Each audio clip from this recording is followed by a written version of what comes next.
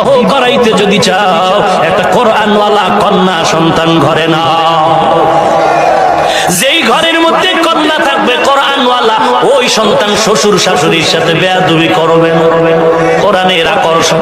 এরে নবীর উম্মতের দল, আজ আমার দেশের মানুষ বিয়া করানোর আগে বেয়াই সাহেবের সাথে কন্টাক্ট করে বিদেশের সার্টিফিকেট দিবেন। বড় দুঃখ, এই যৌতুকের গজব এই সমাজটাকে ধ্বংস করে ফেললো।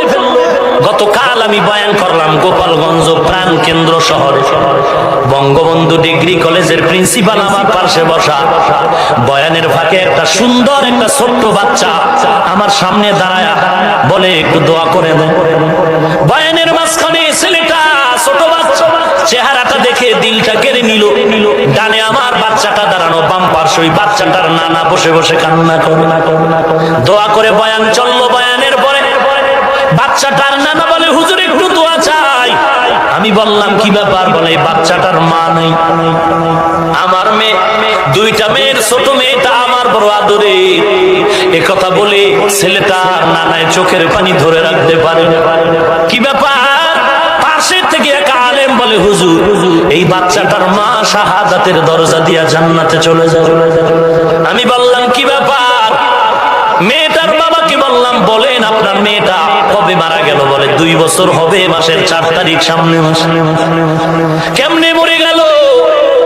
বলে হুজুর বুঝলাম না, ওর শ্বশুর বাড়ির ওর স্বামী আর ফ্যামিলির লোকেরা এমন ভাবে কুড়াল দিয়া মেয়েটারে কেটেছে, সহ্য করা যায় না।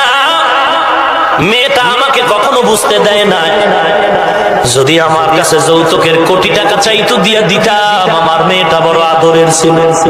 কিন্তু মেয়ে আমাকে বুঝতে দেয় না, শুধু মাঝে মাঝে এতটুকু বলতো আব্বা ফ্যামিলিটা বেশি ভালো না। আমি বললাম এই বাচ্চাটার বাবা কই? বলে জেলখানায়।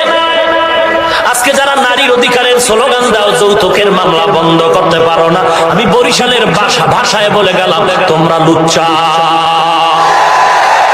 চূড়ান্ত লম্পট। ইসলাম ছাড়া নারীর অধিকার কেউ দিতে পারে না। নারীর অধিকার যদি রক্ষাই করতে চাও, যৌতুকের ঘরে আগুন লাগায় দাও।